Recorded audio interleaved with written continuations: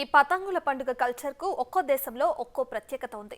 మన దేశంలో నిర్వహించే కైట్ ఫెస్టివల్స్ సంక్రాంతి పండుగ సందర్భాన్ని ఎందుకు చేస్తారనే దానికి కూడా నేపథ్యం ఉంది. అలాగే గాలిపటాలు ప్రారంభం నుండి సంస్కృతితో పాటు ఆయా దేశాల్లో సాంకేతిక శాస్త్రీయ అభివృద్ధికి కూడా కారణమైనట్లు తెలుస్తుంది. అయితే కైట్ ఫెస్టివల్స్ లో ఇప్పుడు కనిపించే అద్భుతమైన గాలిపటాలకు టెక్నాలజీని జోడిస్తూ పతంగుల పండుగను మరో లెవెల్కి తీసుకెళ్తున్నారు.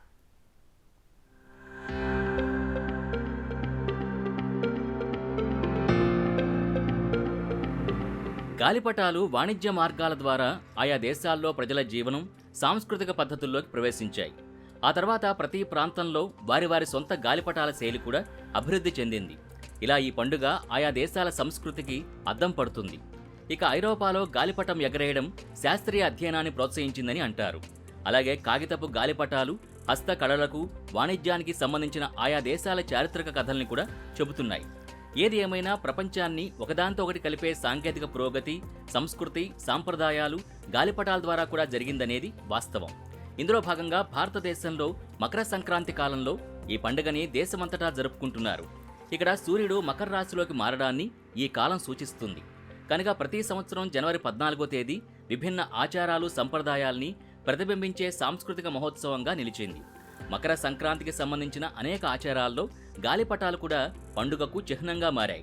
గాలిపటాలను ఎగరేయడానికి సంబంధం ఏంటి?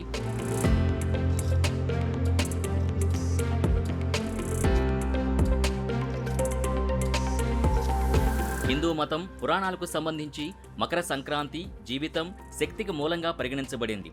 సూర్య భగవానుని ఆరాధనకు అంకితం చేయబడింది.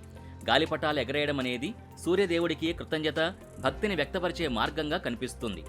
అలాగే సూర్యుని అధిరోహణ శీతాకాలపు ముగింపును కూడా సూచిస్తుందని కొందరు పండితులు చెబుతారు. గాలిపటాలు భూమికి, ఆకాశానికి మధ్య కమ్యూనికేషన్ మాధ్యమంగా పరిగణిస్తారు కాబట్టి గాలిపటాలు ఎగరడం వల్ల మరణించిన వారి ఆత్మ స్వర్గానికి చేరుతుందని కూడా కొందరు నమ్ముతారు. ఉత్తరాయణం అని కూడా పిలిచే ఈ మకర సంక్రాంతి సూర్యుని ఉత్తరం వైపు కదలికని సూచిస్తుంది. ఇది చీకటిపై కాంతి విజయానికి ప్రతీక. కొంతమంది నిపుణుల అభిప్రాయం ప్రకారం మకర సంక్రాంతి నాడు గాలిపటాలు ఎగరవేసే సంప్రదాయం వెనుక సైంటిఫిక్ రీజన్ కూడా ఉంది. ఈ పండుగ శీతాకాలంలో వస్తుంది. వాతావరణం చల్లగా, పొడిగా ఉంటుంది. ప్రజలు అంటువ్యాధులు, అనారోగ్యాలకు గురవుతారు. కాబట్టి బహిరంగ ప్రదేశంలో గాలిపటాలు ఎగరవేయడం వల్ల శరీరాన్ని సూర్యకిరణాలు తాకుతాయి. ఎండవేడి శరీరాన్ని శుభ్రపరుస్తుందని కొందరు నమ్ముతారు. ఇక సూర్యకిరణాలు శరీరానికి విటమిన్ డి అందిస్తాయి. ఇది రోగనిరోధక శక్తిని పెంచుతుంది, వ్యాధుల్ని నివారిస్తుంది. అంతేకాకుండా గాలిపటాలు ఎగరవేయడంలో శారీరక శ్రమ కూడా ఉంటుంది. ఇది రక్త ప్రసరణని మెరుగుపరుస్తుంది, శరీరాన్ని వెచ్చగా ఉంచుతుంది. భారతదేశంలో గాలిపటాల సంస్కృతి ఇలా ఉంటే, గ్రీసు దేశంలో దక్షిణ సముద్ర దీవుల్లో ప్రజలు చేపలు పట్టడానికి చాలా కాలం నుంచి గాలిపటం ఉపయోగిస్తున్నట్టు తెలుస్తోంది. గ్రీసులో మొదటి గాలిపటం 400 BCలో కనిపించిందని చరిత్రకారులు చెబుతున్నారు. ఆ కాలంలో వారు చేపల్ని పట్టుకోవడానికి గాలిపటం తోకకి ఒక విధమైన వలతో పాటు ఎరను జత చేసేవారట. ఇలా ప్రపంచవ్యాప్తంగా ఉన్న అనేక పురాణాలు, జానపద కథలతోనే గాలిపటాల మూలం గురించి తెలుస్తోంది. ఇక కొరియాలో గాలిపటం ఎగరవేయడం అనేది మహిళా నాయకత్వాన్ని ప్రతిబింబిస్తోంది. ఇక్కడ గాలిపటాలు ఎగరడం గుర్తించిన పురాతన రికార్డు సంగుక్ సాగి 1145లో కనిపించింది. క్రీస్తు శకం 595 నుంచి 673 మధ్య జీవించిన జనరల్ కిమ్ యూ సిన్ జీవిత చరిత్రలో కనుగొన్నారు. నాటి సిల్లా రాజవంశానికి చెందిన క్వీన్ సియోన్ డియోక్ పాలన తర్వాతి సంవత్సరాల్లో జరిగిన తిరుగుబాటుని ఈ రికార్డు వివరిస్తుంది. ఒక పెద్ద షూటింగ్ స్టార్ ఆకాశం నుంచి పడిపోయినట్టు జారిపడ్డాన్ని గమనించిన ప్రజలు దాన్ని ఒక చెడ్డ శకునంగా భావించి ప్రజలు, సైనిక దళాలు కూడా రాణుల పాలనపై సందేహాన్ని వ్యక్తం చేశారట. ఆమె పాలనపై విశ్వాసాన్ని పునరుద్ధరించే వ్యూహంలో భాగంగా జనరల్ గాలిపటం ఎగరవేశారని చరిత్ర చెబుతోంది.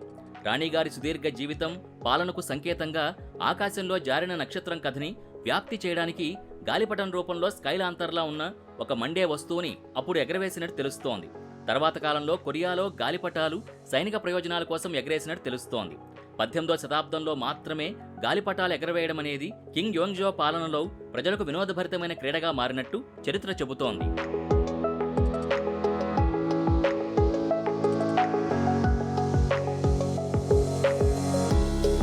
ఇక జపాన్లో గాలిపటాలు ఎగరవేయడం ఎంతగా పాపులర్ అయిందంటే ప్రజలు తమ పనిని తప్పించుకోవడానికి దీన్ని రీజన్గా చూపించేవారట.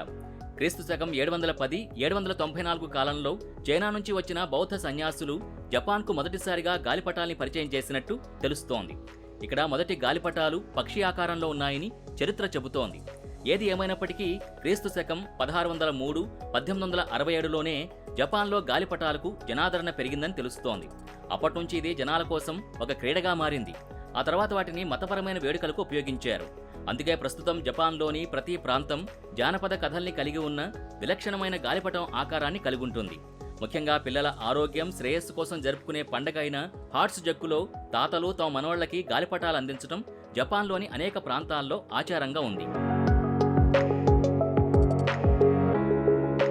ఇక ఐరోపాలో గాలిపటాలు శాస్త్రీయ అధ్యయనాన్ని ప్రోత్సహించాయని తెలుస్తోంది. ఆసియా పురాణాల్లో, జానపద కథల్లో గాలిపటాల ప్రస్తావనే లేదు. అక్కడ మొదటిసారి దీని ప్రస్తావన ప్రసిద్ధిగాంచిన బెంజమిన్ ఫ్రాంక్లిన్ కథలోనే కనిపిస్తుంది. బెంజమిన్ ఫ్రాంక్లిన్ ఆకాశంలో మెరుపుకున్న విద్యుత్ స్వభావాన్ని అధ్యయనం చేయడానికి గాలిపటాన్ని ఉపయోగించినట్టు తెలుస్తోంది. ఫ్రాంక్లిన్ ప్రయోగం తర్వాత గాలిపటం ఉపయోగించి వాతావరణ అంచనా పద్ధతుల్ని అభివృద్ధి చేశారని అంటారు. 1825లో జార్జ్ పోకాక్ చార్వోలెంట్ అనే గాలిపటం గీసిన క్యారేజీని కనిపెట్టాడు. ఈ గాలిపటం రైట్ బ్రదర్స్ మరియు అలెగ్జాండర్ గ్రాహం బెల్లను ప్రేరేపించి విమానం పరిణామానికి దోహదపడిందని చెబుతారు. కాగా ప్రపంచవ్యాప్తంగా ఉన్న పురాతన గాలిపటాలు ఎగరేసే సంప్రదాయం సంస్కృతిలో ముఖ్యమైన భాగాన్ని కూడా తెలియజేస్తోంది. ఈ ఆవిష్కరణ తర్వాత వేల సంవత్సరాలు దాటి గాలిపటాలు ప్రజల ఊహల్లో ఆహ్లాదంతో పాటు శాస్త్రీయ ఆలోచనల్ని ప్రేరేపించాయని తెలుస్తోంది. ఇక రాను రాను సాంకేతికత అభివృద్ధి, కొత్త పదార్థాల ఫలితంగా గాలిపటాలు నేడు బలంగా, మరింత మన్నికమైనవిగా తయారయ్యాయి. వివిధ రకాల డిజైన్స్లో వస్తున్నాయి. సామాజిక సందేశం, కళాత్మక వ్యక్తీకరణకు సాధనాలుగా మారాయి. గ్లోబల్ కైట్ ఫెస్టివల్స్లో గాలిపటాల తయారీ నైపుణ్యాలు కూడా ఇలాగే అభివృద్ధి చెందుతున్నాయి.